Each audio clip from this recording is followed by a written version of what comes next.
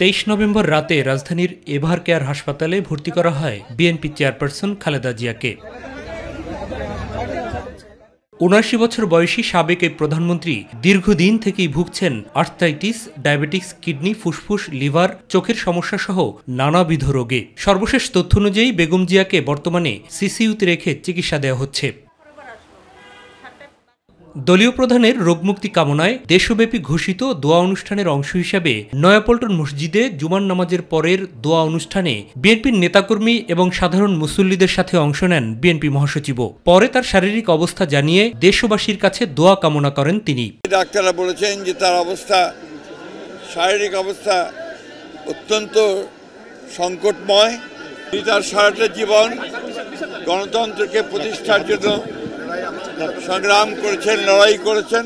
আল্লাহ যেন তাকে সম্পূর্ণ সুস্থ করে দেন, সুস্থ অবস্থায় আবার জনগণের মাঝে ফিরে এসে তাকে দেশের মানুষের কাজ করার সুযোগ তৈরি করে দেন। এর আগে জাতীয় প্রেস ক্লাবে ফেডারেল সাংবাদিক ইউনিয়ন বিএফইউজের দ্বিবার্ষিক সাধারণ সভার অতিথির বক্তব্যে মিথ্যে এবং অপতথ্য রোধে সজাগ থাকার পাশাপাশি সাংবাদিকদের দলীয় লেজুরবৃত্তি না করারও আহ্বান জানান মির্জা ফখরুল ইসলাম আলমগীর। গত 15 বছরে ফ্যাসিবাদ অর্থাৎ শেখ হাসিনা অত্যন্ত পরিকল্পিতভাবে আপনার গণমাধ্যমের এই জায়গাটাকে একদম ধ্বংস করে দিয়েছে। আমি অনুরোধ করবো আপনাদেরকে, নেতৃবৃন্দকে, সেই জায়গা থেকে আপনারা দয়া করে বেরিয়ে আসার চেষ্টা করেন।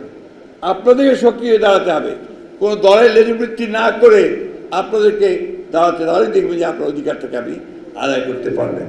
কল্যাণমূলক দেশ গড়তে হলে দলীয় লেজুরবৃত্তির মানসিকতা থেকে বের হয়ে আসার আহ্বান জানান জামাতের সেক্রেটারি জেনারেল অধ্যাপক মিয়া গোলাম পরোয়ার। সাংবাদিকতার যে লক্ষ্য, সেই লক্ষ্যের দিকে আমরা কিন্তু সবাই স্থির থাকতে পারছি না, চলতে পারছি না। এখানে অনৈতিকতা, সুবিধা, স্বার্থ আমাদেরকে ঘিরে বলে এই পেশার মর্যাদা, সম্মানকে ক্ষুণ্ণ করছে। সাংবাদিকতা পেশার মূল কথা ছিল সমস্ত সত্য সংবাদকে পরিবেশন করা, সাদাকে সাদা বলা, কালোকে কালো বলা। আমরা তা বলতে পারছি না। কাউন্সিলে বিএফইউজের নেতারা ছাড়াও সিনিয়র সাংবাদিকরা বক্তব্য রাখেন। যে গণতান্ত্রিক বাংলাদেশ আমরা চাই, সেই বাংলাদেশ আমাদের বিনির্মাণের জন্য আগামী দিনে কাজ করতে হবে।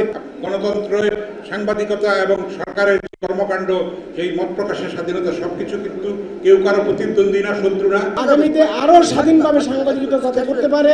মাহবুব সৈকত, মাই টিভি, ঢাকা।